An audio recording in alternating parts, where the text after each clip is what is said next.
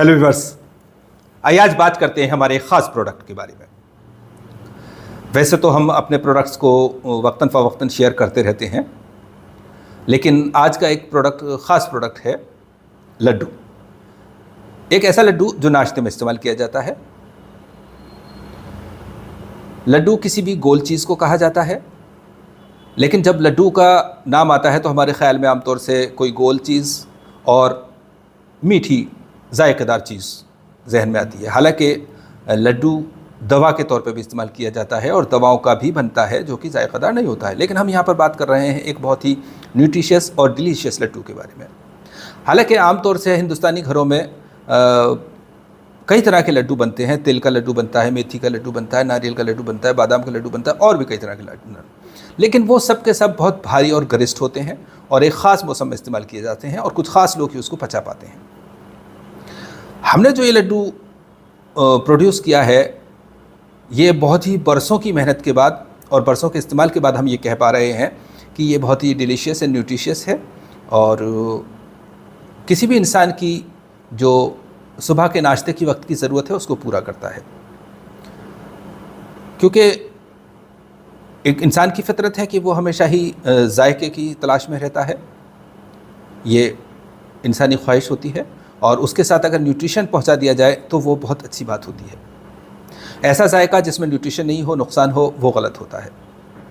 इसीलिए मैं हमेशा कहता हूं और आज भी कहूँगा, चूँकि ये ख़ास मौका है, कि किसी भी इंसान को सुबह नाश्ते के वक्त सबसे बेहतर ग़िज़ा इस्तेमाल करनी चाहिए, सबसे न्यूट्रिशियस और सबसे ज़्यादा कैलोरीज़ देने वाली।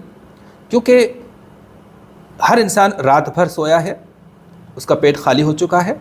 सुबह के वक्त उसका पेट इस बात के लिए तैयार है कि उसके पेट में कोई ऐसी चीज़ पहुंचाई जाए जो आने वाले दिन भर के लिए काफ़ी हो, कम से कम दोपहर तक के लिए, जबकि वो खाने का वक्त होगा तब तक के लिए उसको जो मेहनत करनी है, जो एनर्जी चाहिए, वो उस ग़िज़ा से मिल सके। तो इसी सब बात को ध्यान में रख कर के हमने ये लड्डू बनाया है, जिसमें कि नाश्ते की जो ज़रूरियात हैं वो पूरी होती हैं। दोपहर का खाना कम खाना चाहिए, नाश्ते से ज़्यादा लेकिन कम। रात का खाना और भी कम खाना चाहिए। ये एक उसूल है। जो लोग इस उसूल को अपनाते हैं वो तंदुरुस्त रहते हैं। लेकिन हमारे यहाँ आमतौर से ये होता है कि लोग सुबह का नाश्ता स्किप कर देते हैं, दोपहर में ठीक ठाक खा लेते हैं और रात को बहुत ज़्यादा खाते हैं। रात का खाना बहुत ज़्यादा खाते हैं और ओवर ईटिंग करते हैं, जिसकी वजह से बहुत सारी बीमारियाँ होती हैं। सब बीमारियों का जिक्र करना फ़िलहाल वीडियो को लंबा करना है। होना ये चाहिए कि सुबह का नाश्ता भारी हो, चूँकि आपको उसके बाद एक्टिव हो जाना है।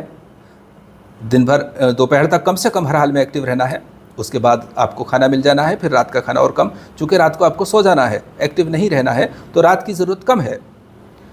इन सारी बातों को ध्यान में रख करके हमने ये लड्डू ख़ुद का तैयार करदा और तरकीब करदा है। इस लड्डू में हमने बादाम लिया है, जिसमें कि सब जानते हैं बहुत न्यूट्रिशन होता है, एंटीऑक्सीडेंट्स होते हैं, विटामिन ई होता है और कोलेस्ट्रॉल और बीपी को कंट्रोल करने में मदद देता है। हमने पिस्ता लिया है, जो कि आँखों और आंतों को फ़ायदा देता है, दिल दिमाग को ताकत देता है और मेल फर्टिलिटी में काम करता है। अखरोट लिया है, जो गुड कोलेस्ट्रॉल पैदा करता है, दिल दिमाग को ताकत देता है और बाकी बहुत सारे जो इम्यूनो न्यूट्रिएंट्स हैं वो इसके अंदर हैं। क्योंकि जो इम्यूनिटी है उसको बूस्ट करना सबसे पहला पर्पस होता है। उसके बाद हमने मगज़ तुख्म कद्दू लिया है, जिसके अंदर प्रोस्टेट ग्लैंड को सही रखने की क़ुव्वत है, स्पर्म की क्वालिटी को सही और रखना और उनको प्रोड्यूस करने की क़ुव्वत है और दिमाग में तरी पहुंचाने की क़ुव्वत है, जो कि आज के दौर में मोबाइल की वजह से या लैपटॉप वगैरह की वजह से या और भी स्क्रीन किसी भी तरह से दिमाग में जो खुश्की पैदा होती है उसको दूर करने के लिए ये एक ज़रूरी चीज़ है। इसके अंदर बहुत सारा कैल्शियम होता है, जिंक होता है। फिर इसके बाद मैं ये भाई बताता चलूँ कि जब हमें किसी खुराक में ग़िज़ा या न्यूट्रिशन देने की ज़रूरत होती है, तब हम पम्पकिन के बीज का मग़ज़ लेते हैं, यानी कद्दू का बीज। जब हमें मर्ज़ के एतबार से ठंड और तरी पैदा करनी होती है, तब हम लौकी के बीज का मग़ज़ लेते हैं। और इसके बाद हमने लिया है गुड़ के अंदर आयरन होता है, जिंक होता है, कैल्शियम होता है, बहुत सारे एलिमेंट्स होते हैं इसके अंदर, न्यूट्रिएंट्स होते हैं इसके अंदर, सब जानते हैं। ये डिलीशियस भी होता है और न्यूट्रिशियस भी होता है, और किसी भी चीज़ को मीठा करने के लिए इससे बेहतर कुछ भी नहीं है। इसके बाद देसी घी, प्योर घी, जो कि स्किन के लिए ज़रूरी है, हड्डी के लिए ज़रूरी है। इसके अंदर कैल्शियम होता है और बहुत सारे न्यूट्रिएंट्स होते हैं। आंतों की जो खुश्की होती है उसको दूर करने के लिए ज़रूरी होता है, क़ुव्वत मुस्लिका को सही रखने के लिए ज़रूरी होता है। हम यहाँ पर एक बात और बताते चलें कि जो लोग सुबह का नाश्ता नहीं करते हैं उनके मैदे में और जिगर में खुश्की पैदा हो जाती है और उस तरह की बीमारियाँ होती हैं उनको।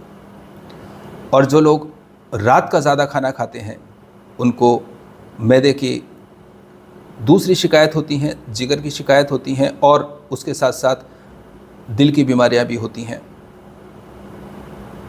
तो इस तरह से ये लड्डू, हालांकि एक नाम इस तरह का है कि आमतौर से हिंदुस्तान की तो एक पसंदीदा ग़िज़ा है, लेकिन इन जनरल इसको एक ऐसी चीज़ समझा जाता है कि ये यूं ही है, बस शौकिया चीज़ है या टेस्ट के लिए, जायके के लिए चीज़ है। लेकिन इस लड्डू के साथ ऐसा नहीं है, ये खुराक भी है और दवा भी है। और लास्ट में हम बात करते हैं, इसके अंदर हमने जो थोड़ी इलायची डाली है, छोटी इलायची के दाने और दालचीनी। इलायची हमने तफरीह के लिए डाली है, मुफर्रह के तौर पे डाली है, डाइजेस्टिव के तौर पे डाली है, और दालचीनी हमने डाइजेस्टिव के तौर पे भी डाली है, और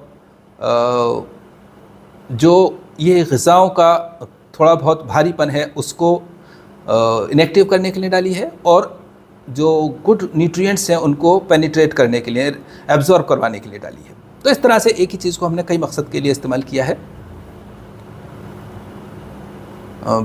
बहुत कुछ कहा जा सकता है इस लड्डू के बारे में, लेकिन फ़िलहाल इतना ही। अल्लाह हाफ़िज़। ये लोट ब्रेकफास्ट वाले लड्डुओं का